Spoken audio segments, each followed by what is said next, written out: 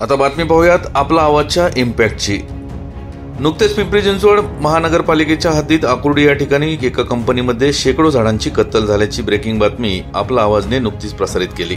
त्यानंतर लगेच महानगरपालिकेने संबंधितांवर कारवाई करताना अगोदरच्या वृक्ष जनगणनेच्या नुसार 90 झाडांची कत्तल झाल्याचे आणि त्यांना 45 लाख रुपये दंड ठोकल्याची नोटीस दिल्याचे उपायुक्त सुभाष इंगळे यांनी आपला आवाजकडे बोलताना सांगितले। याबाबत नेमके काय म्हणाले उपायुक्त सुभाष इंगळे पाहूयात।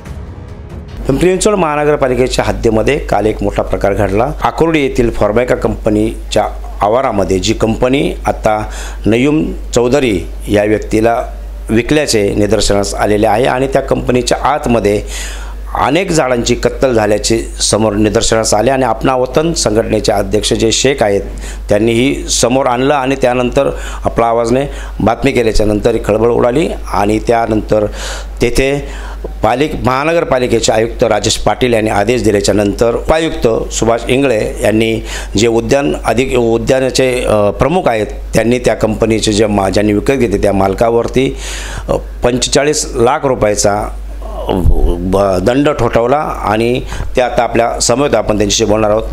काय सांगाल, कसा प्रकार होता आणि कशा प्रकारे तुम्ही ती वृक्षांची तुमच्या अधिकाऱ्याने काल शेकडो झाडांची कत्तल केल्याचे बोलले होते, आता एक 90 झाडांचं समोर आलेलं आहे, काय सांगाल?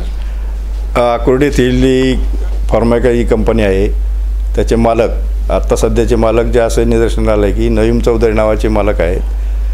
त्यांना आम्हाला ऐकून वृक्षगणनेवरून असं दिसून आलं होतं की 90 झाडांनी त्यांनी पूर्णतः काढलेले आहेत, खोडापासून काढलेले आहेत, अगदी मुळं पण ठेवलेली नाही तिथं त्यांनी। तर ते आम्ही वृक्षगणनेच्या माहितीच्या आधारे 90 झाडांना त्यांना प्रत्येक झाडाला 50,000 रुपये याप्रमाणे दंड करून साधारणतः 45 लाख रुपये त्यांना दंडाची नोटीस बजावण्यात आलेली आहे। ही नोटीस बजावणं 13 तारखेलाच कालच म्हणजे 13/7लाच नोटीस बजावलेली आहे।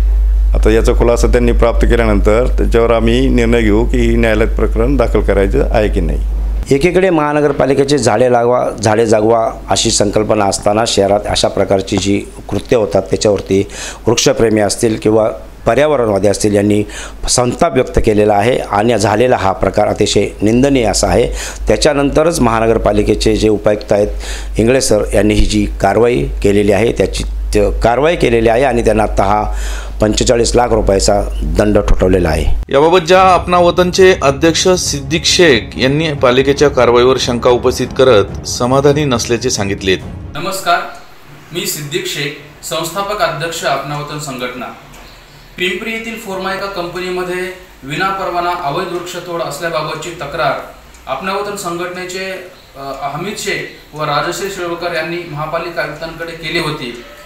त्यानंतर महापालिकेच्या उद्यान विभागाने काल त्या फॉर्मॅका कंपनीच्या मालकांना 90 अवैध वृक्षतोड संदर्भात 45 लाखाची नोटीस पाठवलेली आहे। परंतु त्या ठिकाणी गुगल मॅपिंगच्या द्वारे व सॅटेलाइटद्वारे पाहणी केली असता त्या ठिकाणी हजारो वृक्ष आढळून येत आहेत आणि सद्यस्थितीत त्या ठिकाणी पाहणी केली असता त्या ठिकाणी अनेक वृक्षांची कत्तल करण्यात आलेली आहे आणि त्या वृक्षांची मुळे उखडून टाकण्यात आलेली आहेत। तसेच त्या ठिकाणी माती व मुरुम भरून पुरावे नष्ट करण्यात आलेले आहेत आणि उद्यान विभागाचे अधिकारी राक्षे स्वतः त्या ठिकाणी सांगत आहेत की त्यांच्या माहितीप्रमाणे कमीत कमी 600 तरी वृक्ष त्या ठिकाणी तोडले गेलेले आहेत। परंतु असे असताना उद्यान विभागाकडून केवळ 90 वृक्ष तोड झाल्याबाबतची नोटीस त्या कंपनी मालकाला दिलेली आहे। याच्यातून उद्यान विभाग नेमकं कुणाला वाचवायचा प्रयत्न करतं असा आमचा प्रश्न आहे। काल अपना वतन संघटनेने तक्रार दिल्यानंतर आपला आवाज व इतर वृत्तवाहिन्या ठिकाणी प्रत्यक्ष पाहणी केली व या विषयाला उचलून लावले, त्याच्यामुळे हा विषय मोठ्या प्रमाणावर शहरात पसरलेला आहे।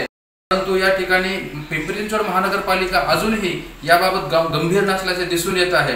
कारण महाराष्ट्र नागरी वृक्ष जतन व संवर्धन कायद्यानुसार तसेच पर्यावरण रक्षण कायद्यानुसार पिंपरी चिंचवड महानगरपालिकेची जबाबदारी आहे वृक्षांचं संवर्धन करणं।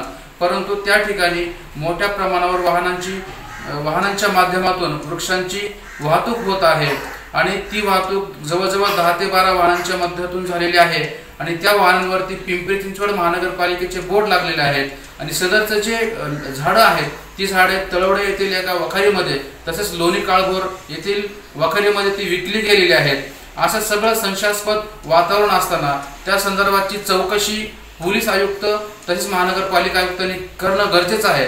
परंतु या प्रकरणाला केवळ नोटीस काढून आयुक्तांच्या माध्यमातून व उद्यान विभागाच्या माध्यमातून काय त्यांना पाठीमागे टाकलं जाते का असा प्रश्न पडत आहे। त्यामुळे आपणावतन संघटना या नोटीसला समाधानी नसून याच्या नंतर सुद्धा संबंधित कंपनी मालकावरती व वृक्षतोड करणाऱ्यांवरती फौजदारी गुन्हा दाखल झाला पाहिजे यासाठी मोठ्या प्रमाणावरती प्रयत्न करीत आहे आणि यापुढे सुद्धा हरित लवादमध्ये जाण्याचा आम्ही निर्णय घेत आहोत। या झाडांच्या कत्तलीबाबत सध्या ही कंपनी ज्यांनी विकत घेतली आहे त्या नयूम चौधरी यांच्याशी बोलण्याचा प्रयत्न केला असता ते उपलब्ध होऊ शकले नाहीत। आपण भविष्यात त्यांचीही बाजू पाहणार आहोत। याच बातमीचा ग्राउंड रिपोर्ट घेतला आहे आमचे विभागीय संपादक रोहित खरगे आणि कॅमेरामन भानुदास हिवराळे यांनी।